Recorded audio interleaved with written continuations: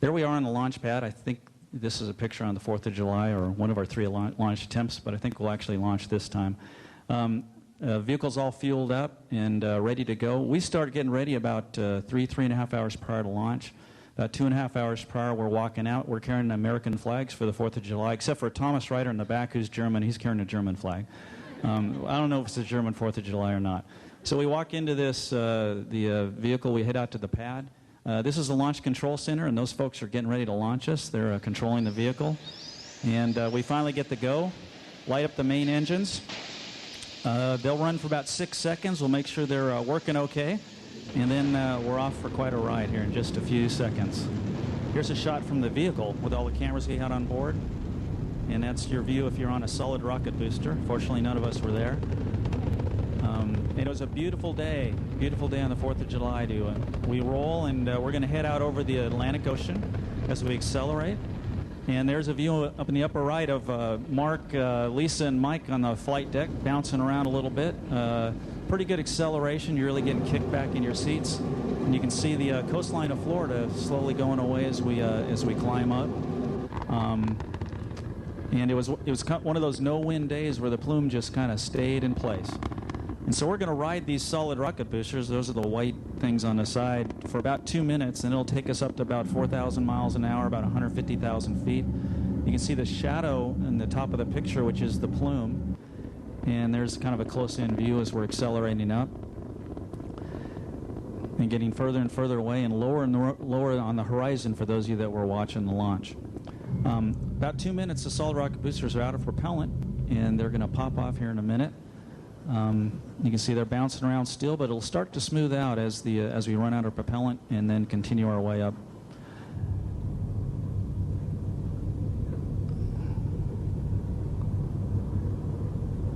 And you can see the tail off, and there they go.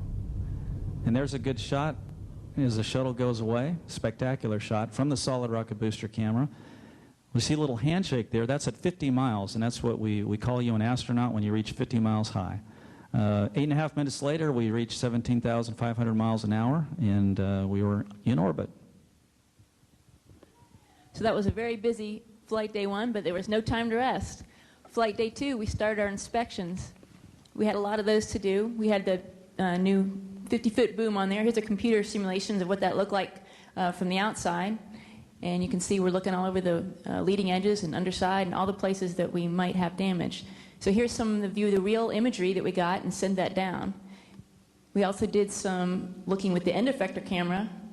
You can see there's some of the jets, and you also see some tiles, and all this went down. Here's a look at the upper part of the crew cabin. All this went down. The imagery team did a great job analyzing it and sending us data and let us know that our vehicle looked really clean. So the space shuttle after launch is going 17,500 miles an hour, and so is the space station. Problem is they're really not anywhere near each other. So over 3 days we start to catch up, and eventually we get underneath the space station about 600 miles, directly underneath it. And at that point we have to do this pitch maneuver. The reason we do this is so the space station crew could take some pictures of the bottom side of Discovery. So this is now us upside down, can't see anything, and we're kind of doing this in the blind, but we have some pretty good expectations of what's going to happen. Eventually we flip all the way over, and now our nose is about pointed towards the ground. If you probably guess this is sped up a little, and it is, I think, by about 10 times. When we saw the space station coming over the tail, we were all pretty happy about that, because you like to see it show up where you expect. It would be bad if it was in a different place. And this is Pavel and Jeff talking about what they saw right before we docked. We eventually get in front of the space station, and we slowly approach it. And initially, it's flown by the computers, but later as we get closer, Steve will manually fly the docking by looking out the window and looking through some cameras. And that's a space station on top and the space shuttle on the bottom. And they come together at about 1/10 of a foot per second. So pretty slow. That's sped up there a little bit too. Not all that much. And then we'll bring those two surfaces together, and pressurize the vacuum that's between the two vehicles. And these guys were happy we didn't hit too hard. They're also looking forward to seeing some new faces. I think they were getting sick of each other by then. So this is us coming in into the U.S. laboratory for the first time. Jeff is there on the right and Pavel is on the left, and we all kind of funnel in. One of the first things we did was take a good look at this new place, starting off on the flight deck of the orbiter, going heads down the ladder, because we can, kind of spin around, quick shot through the middeck, and then going out into the external airlock, kind of flip around, and then go up through the docking mechanism, through the pressurized mating adapter, and we're looking at the station typically upside down, so you have to do another roll. It got busy right away with a lot of people doing different kinds of work in there. We're not going to take all of the possible turns. Heading into the node here, Thomas didn't take long to find the computer, going through another pressurized mating adapter. You see how the crew had everything pre-packed and ready for us. It was just awesome. They did a lot. Heading here into the FGB, it's all food stacked against the floor there, or is it the ceiling? Or no, it's the floor. Heading down through the FGB toward the aft end, kind of looking across here, we can begin to see into the service module. Oh yeah, I have to do one more roll. And now we're in the service module with Pavel working down at this end. And then we begin our flight day 4. This was our MPLM unberth and install. This is Lisa and I, the robotics workstation, on the space station in the laboratory. And we're maneuvering the station arm in to grapple the multi-purpose logistics module that's in the shuttle payload bay. Houses all of our cargo. This is a shot inside again of Lisa and I with the station crew, Jeff and Pavel, at the robotics workstation. We're maneuvering the logistics module up out of the shuttle payload bay to install it on the node nadir port on the station. We install it and then ungrapple and maneuver the station arm away, for that operation. Next, on day 5, we started the EVAs. That's me on the right exercising, wearing an oxygen mask clamped to my head. That's to get start getting nitrogen out. Once we go through that pre-breathe exercise protocol, we start getting suited up. You see us in our liquid cooling garments here, and then we get stuffed into the suits and get set. Piers is free in the middle of the airlock as they start to stuff him into the crew lock. He's in there now. They've added some bags and trying to wedge me in. Once we get in, depressurize that outer portion, pop open the internal hatch and the outer thermal cover you see flapping there, and it's time for Piers to slide outside. We're on the lower left of this. We've started working on the station, picked up a bunch of equipment, and working our way into the payload bay of the shuttle where you see us here. That's Piers's feet near the center of the screen, carrying a large foot restraint and a tool stanchion we affectionately called the hat rack. Pretty big piece of equipment to be hauling around. We set that up on the boom, which was on the arm. This is a computer simulation here that shows the two of us on it. All told, that's 100 foot of arm and boom. Piers went out solo first for some tests, and then the two of us went out to do, first we affectionately called it bouncing on the boom. Here's a view from Piers's helmet, kind of looking back at the orbiter. It gives you an idea of what kind of a spectacular view you have. It got a little distracting at times. So we did some work in free space on the boom to see how to do some tests, and then they pushed us in close to structure. And this simulation shows me actually in contact with the end of the truss, and I'm simulating different types of activities as if it was a repair, to see if the boom and the arm could hold us stable enough to do a repair. Once we completed that, it's a long, slow, dark ride back toward the payload bay. And it does get cold out there, especially when it's night and you cannot see anything made by man. Get down close to the payload bay, and there we started to pull all of the gear off and get cleaned up to head back toward the airlock. We put all the toys away. Piers is inside and pulls the thermal cover shut. Gee, that went fast. That was 7.5 hours later. That's the end of EVA 1. Occasionally we had the chance to look out the window. You see the Nile River snaking across toward the left, the Mediterranean Sea, the Nile Delta, and the Red Sea at the top. And this is the beginning of our flight day 6. This was a big transfer day for us. Here I was inside the multipurpose logistics module, and I'm there with Steve. Basically, we unload the old items, or the new items for return, and load on the old items. And we worked very, very hard, many, many hours. At least that's what the ground thought, but we were really inside the logistics module doing cute astronaut tricks. But here's a shot of a zero-gravity stowage rack being transferred. It's a soft rack, and it houses the supplies inside.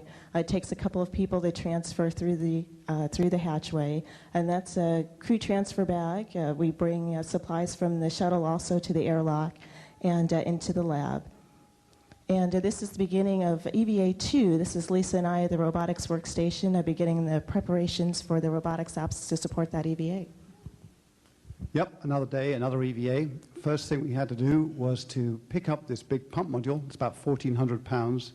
And Mike and I lift it up in the back of the shuttle, and ladies get the end effector and grab it out of our hands and swing it over to the space station, where they park it on a special storage shelf outside the airlock for use as a spare later on. And then after that, we got to wrestle with the dreaded TUS. But before that happened, we had this spectacular sunrise. See how the whole world goes pink, and then copper, and then white in just a few seconds when you're outside. It's really quite the most beautiful thing. See the colors changing. Okay, back to the TUS. Oh, here's me trying to find the TUS. Life is very close up and personal when you're translating around on the outside of a spacecraft. You tend to concentrate on where you're putting your hands. It's quite easy, though, when you get the hang of it. Mike is on the arm here, and he's grabbing the old TUS, which is about the size of a baby grand piano, and we take it down to the shuttle payload bay, where he hands it off to me. I'm just standing around holding this thing. Then he grabs the new one and swings back to the space station to install it. I won't tell you all the adventures we had with this, but all the bolts stuck, and we had various problems with tools and things. Very exciting. Here's me trying to hammer the old TUS back into place in the shuttle, while Mike is using violence and bad language to try and get the other TUS into the truss. There he is. He's swinging it in place. Eventually it all worked out, and we got it in there. Some tight moments. This is a close-up of a pistol grip tool, which is just electric bolt driver. It's pretty cool. You can set the amount you want to tighten up the bolt, the torque regulator, and then just crank up your bolts with this. And it works most of the time. There you are, spinning up a bolt. If you didn't have one of these, your hands would get very, very tired, even if you're as tough as Mike.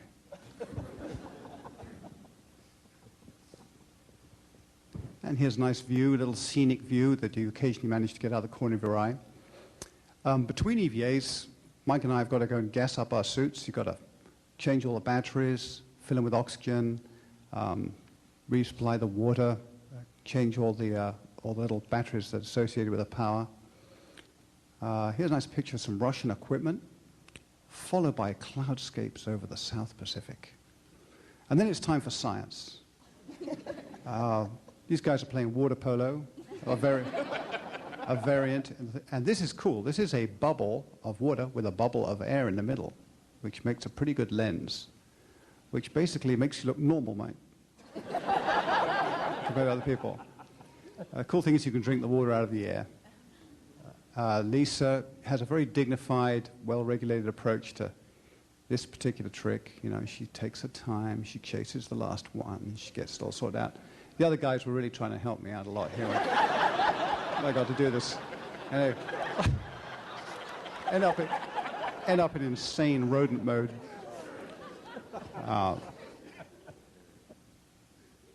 Steph likes to turn her food as she eats it. She's just like an anaconda. And, Mike has a future in ballet. Just beautiful. Down to the Russian bar and grill in the service module for something to eat. It's very nice down there. It's very homely. They have a table so we can all sit around there and have dinner. Trying the Russian lamb and potatoes and onions. Tuesday nights is karaoke night down there. And That's right. See, Mikey's helped me out there, approving. And it's EVA 3. So how do you follow that up? I think I'll just sit here and be quiet. This is EVA 3. So our first EVA was all about the boom. Second EVA was about moving some, fixing some stuff on the outside of the space station and putting some spare parts out there. And the third EVA was about doing this big, pretty important experiment, very important experiment. It was very successful. And what this experiment was about was to see if we could fix the heat shield on the leading edge of the orbiter, the reinforced carbon-carbon. So we had a bunch of tools to do that, a bunch of bags with a bunch of tools in it, and we had this really big box all the way in the back of the payload bay. And here you can see what one of the bags of tools look like. There's really a lot of stuff in there, and most of it is tied down or kept in place. And then we have some samples, and on these samples, this is pieces of wing essentially, and a putty knife and some putty. And this putty is called NOAX, and it's pretty good at absorbing heat and actually dissipating heat. What was that, Mike? This is the EVA IR camera, which we tested outside as well, and I think this is Piers here, so you can see some of the joints on his spacesuit where heat's coming out of. This EVA lasted about 7 hours, and just last week we tested these samples, and they work great. And this is the day that we demated the multi-purpose logistics module. Here's a view moving away from the node. The logistics module, after having transferred 5,000 pounds of cargo, and there's a shot of the petals closing. With the space station arm, we maneuver the logistics module down into the payload bay and berth it for return home with all of the return items. And prior to flight, Lisa and I were dubbed the Robo Chicks, and Piers was kind enough to do some space art for us, so we decided to show it off.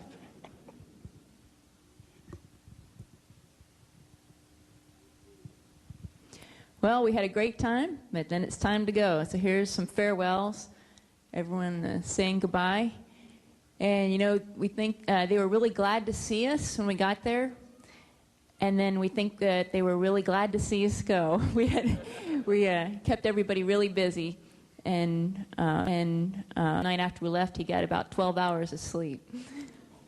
So it's time to shut the hatches. You can see some of that operation going on here. Got to get everything sealed up just right. And no time to rest. We're busy, and it's time to do the undock. You can see inside, just like on the rendezvous, it's pretty crowded. Mark is at the controls now. You can see just behind his head, you can see the actual beginning of the undock taking place. And there it is from the outside. So we're watching out those overhead windows, and Mark at the controls. See again on the inside, of course, there's lots of people taking pictures. We had all of us in there. You can't see me. I'm kind of buried down in the right corner down below, working on some computer systems. You'll see the nose jets firing. There they go. And there's the station. We're moving away from it. And throughout the rest of the day, we kept busy doing a lot of things, starting to get ready to come home. And you could still look out the window and see the station getting farther and farther away. And we had lots of things to put away, all the things we had gotten out during the mission, all those EVA things, and a lot of the transfer items. A lot of things still need to be put away, so we kept busy doing that for the next day until it's getting ready, time to come home. Day before, we have to land the vehicle, so we have this computer program called Pilot, and it's just a video game, kids. So that's all I'm doing is a video game, and highly paid just to play this game. And so practice the game, and then the time for deorbit, and we get back in our orange pressure suits, and there's Piers trying to get me in. I think I've had my G-suit on backwards. He had to fix me. Then Piers getting in while we're up on the flight deck, getting ready to go. And we'll start our approach about 9,000 miles away from where we're going to land. This is a shot from a minicam on the flight deck. You see the little flash out the overhead windows in the upper left of your screen, and that's plasma flashes as the atmosphere around us is basically on fire because of the heat. There's the view out the front. You can see the glow. If you go about 4 to 10 feet in front, temperatures all the way up to as hot as 10,000 degrees out there. But that's what your shields are designed to protect us from. And here we are coming into entry, and at about 50,000 feet, I'll take over manually to fly the vehicle. And this is looking out, the heads-up display out the front, what Mark and I are looking at. You see the runway out there. We'll come in a steep dive, and at about 300 feet here, Mark's going to drop the gear. And the goal is to land this at about 200, 210 miles an hour, about 2,500 feet down the runway, and hopefully land like an airliner and not hurt anybody or hurt the wheels when I land. So come in for a landing. I did land at KSC for the 4th time, so I was 1 out of 2, and came in and land. And there's the wheels touching down right about there.